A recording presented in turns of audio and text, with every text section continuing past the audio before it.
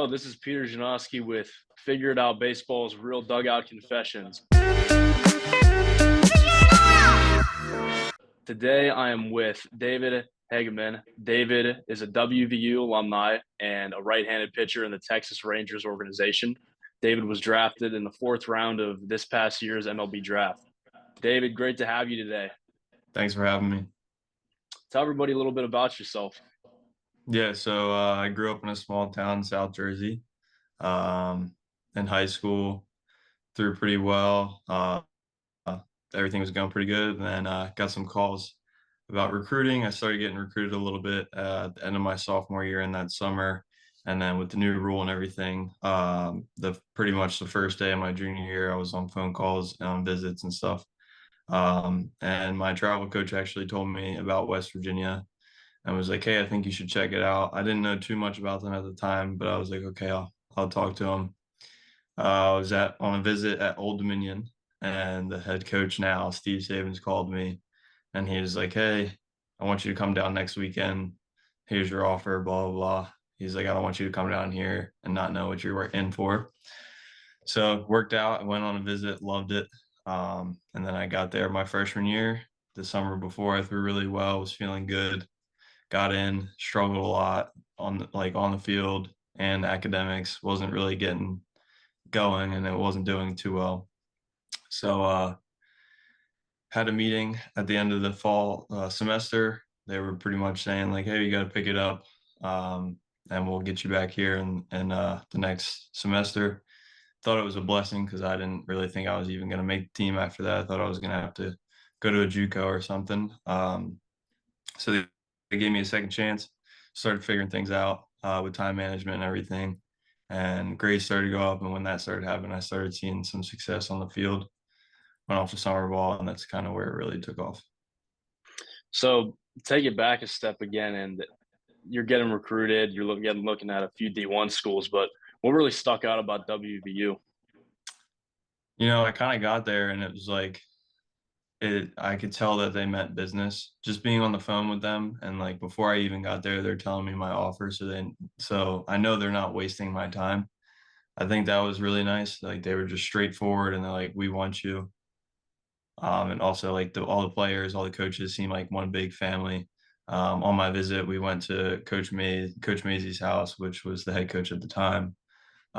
Went to his house for dinner and it was awesome, good experience. So I would say that was like the best visit, best atmosphere for me at the time. So, David, I know you redshirted your freshman year. So, I mean, that could honestly be like pretty discouraging to some guys, but it's really impressive that you're able to redshirt your freshman year and then get drafted come your junior year on the field. So, walk me through that. Like, what are some key moments that kind of like transformed you as a player? Yeah, I think as soon as they told me for the first time, I was pretty upset about it. Obviously, everyone wants to play as much as they can. Um, but then I gave it about a week. We were actually playing the Ohio State series early in the season when they told me, and I kind of figured beforehand because I really wasn't. They weren't really looking at me at all to pitch. Um, so I pretty much was like, "All right, well, there's nothing I can do now." So me and the strength coach did a lot of work together during practice, trying to get stronger. I was pretty skinny at the time, pretty undersized. So I just worked as hard as I could, and once I got to summer ball that after that year, when I was able to finally get on a schedule of throwing every 7 days and get in the groove, that's when I started to see some success. And then after that, my redshirt freshman year, threw really well out of the pen, kind of just like the filler role, just like the innings before the closer comes in. And then this past season, they called me in as the closer, and then the draft. So, did you always throw hard? Like, or is that the case, or what happened? Like, did you have a huge jump in velo? Yeah, I mean, when I was in high school, I was probably like my freshman year was probably like 77 to 80, nothing crazy. And then end of my junior year, I hit a 92 at one of the pro days, and then kind of just settled in at like 87, 88. And that was just enough to get me to West Virginia. And then I got there, I was with the workload and everything, it was like my first time like truly lifting all the time.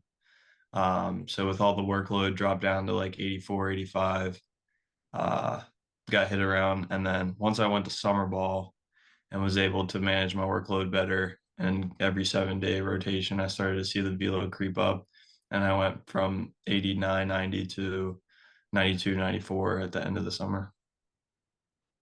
So you mentioned managing your workload, and I know being a left-handed pitcher here at Seton Hill in Western PA, it's tough. Like especially now in the fall, our workload's really high in the weight room on the field. So how do you manage that workload? Like how do you balance that between working out and getting proper recovery? Yeah, I mean, I just kind of took it as not two different things, but the same thing. So if you go in there and you have a lift, you also have to do your recovery side of it, eat well, get enough sleep. If you treat them as two different things, you might not do one thing at the end of it. So once I was able to do that, and like just finally getting past the part where I wake up and I'm sore every day because it's a new lift and stuff like that. Once I got past that, it was a lot easier to just recover and be able to bounce back the next day. So take me through that routine a little bit. I mean, a lot of people they may like to go to some facilities and do ice baths or hot tub, but take me through a little bit of your recovery routine and kind of your arm care routine. Yeah, so at school, me and JJ Weatherholt, who everyone probably should know who he is, he was top 10 pick in this past draft. So me and him decided that we were going to take ice baths every day. And it worked for about 2 months, and then we kind of got away from it. But if you're willing for the challenge, I definitely recommend it. It makes me feel a lot better. But in Arizona, there's not a lot of cold water here. But it's just pretty much whatever makes you feel well. My routine has changed since I've been here. My routine has changed since I've been at school. Right now, rehab and elbow and everything, it's pretty much just like go in, lift, start throwing, like after throwing, lift, pretty much do whatever I need, usually dry needling, some soft tissue work, and then hop on the stim machine, make sure everything's good there, and then kind of see where I am the next day. If something's still bothering me, I know next time, hey, maybe try Normatex, maybe try the ice bath, maybe try hopping in the hot tub, stuff like that. But it's kind of just always changing. And I feel like that's pretty important because you don't want to get to a routine where it becomes a superstition. And if you don't do it, then you're screwed. So as David mentioned, he's recovering from an injury. He had a similar surgery to myself, actually the exact one that most pitchers have whenever they tear their UCL partially. It's called a internal brace, and it's a shorter recovery than the traditional Tommy John surgery. But David, tell me about how that's affected your Pro Bowl experience so far, because I can attest it's a trying time and it's definitely mentally toughening when you step up to it.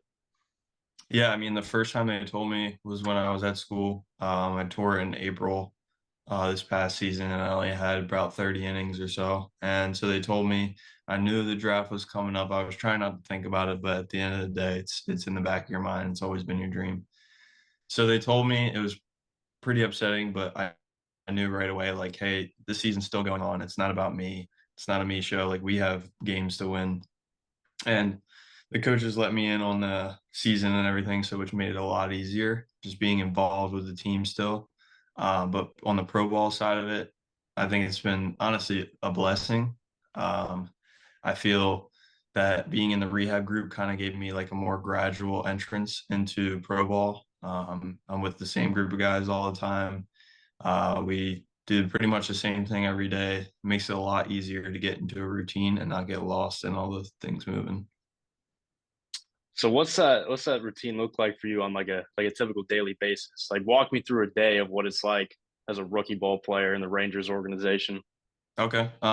So throwing is usually Monday, Wednesday, Friday. When you're early in your throwing progression, once you get past a certain distance, you'll start throwing every day. But right now for me, say it's a Monday, wake up around 7 o'clock, go to the field by 8. The field's right there. You just walk over. It's a 2 second walk. At the field at 8, eat some breakfast, and then after breakfast, you'll go into the training room, hit all your rehab stuff, see the trainers. They'll give you some nerve glides, which essentially they're just grabbing your arm and moving it, just getting the elbow moving. Soft tissue if you need it. And then after that, you have time to stretch. So I usually go into the weight room, stretch and move around, get it moving, and then we'll go outside for practice. Practice is usually for the rehab guys. For us, it's you go out there, you run through a dynamic, you play catch with a partner. So right now I'm on 2 sets of 25 throws at 75 feet, trying to keep it between 68 to 72 miles an hour. After that, you'll come back inside. You'll do a little MCT, which is essentially just another stretch, but it's movement based, not just like static. After that, you'll have your lift. Lift is usually 2 to 3 blocks of maybe 10 exercises total. Pretty tough. I don't know how it is for the guys in season. It's probably a little bit easier, but for rehab guys, their focus is getting you strong. So lift is pretty tough, and then you'll have some sort of conditioning either before or after your lift. So, Dave, I just got a couple more questions for you today, but I want to know, dating back to college, obviously you're a closer, but what's your pregame routine looking like, and especially like what's your like warm up routine looking like whenever you get that call? Yeah, pregame, I would say I'm just pretty loose. I don't try to think about the game too much. If I think about it, then I'll start thinking about it way too much and lose myself. As far as like approaching hitters and everything, I'll glance at the lineup sheet and see if there's any names that pop off. But I'm never like an in-depth guy. I feel like when I'm out there, if I have a plan that I need to stick to and I don't hit one of those steps of the plan, I feel like I'll just go off the rails. So I kind of just look at it and say, all right, like I'll pitch to my strengths.